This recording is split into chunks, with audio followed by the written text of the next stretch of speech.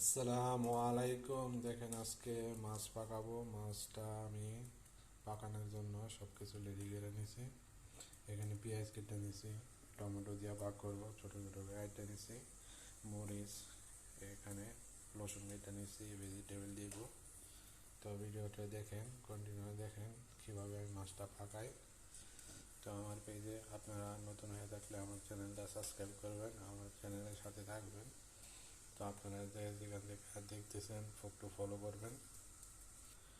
এই কড়াইতে পাক করব। তো মূল ভিডিও শুরু করা যাক। আমি এখানে তেল দিয়ে নিতেছি পরিমাণ মতে।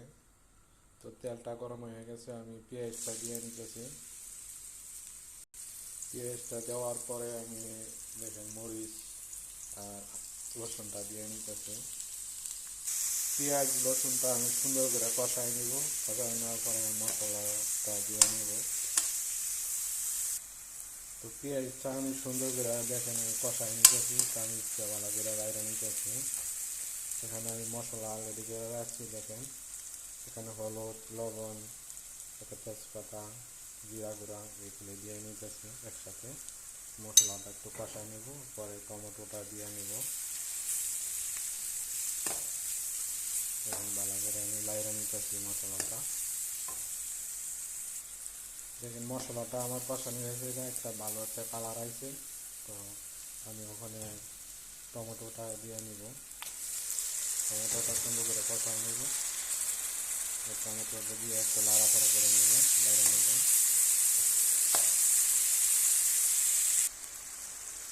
দেখেন আমার টমেটোটা সুন্দর করে আমি কষাই নিচ্ছি।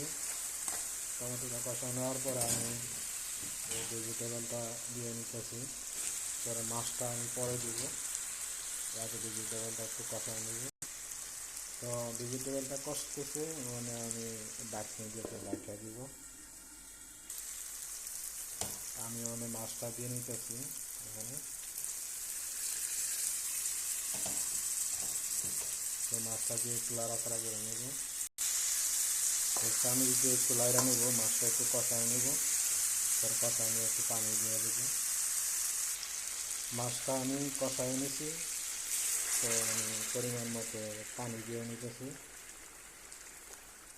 হালকা করে আমি পানি দিয়ে নিচ্ছি। তো পানি দিয়ে আমি একটু লাইড়া নিতেছি আস্তে করে।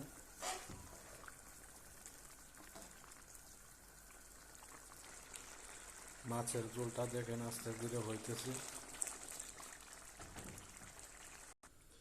আমার মাছের তরকারিটা হয়ে গেছে, আমি চুলা থেকে নামাই নিয়েছি। যদি ভিডিওটি আপনাদের দেখে ভালো লাগে তাহলে একটা লাইক কমেন্ট করবেন। তো আমার চ্যানেলের সাথেই থাকবেন। ভাই আমার ফলোয়ার যারা আছেন এরা যদি আপনারা ফলো না করেন তো কে করবে ফলো? তো একটু ফলো করে দিবেন।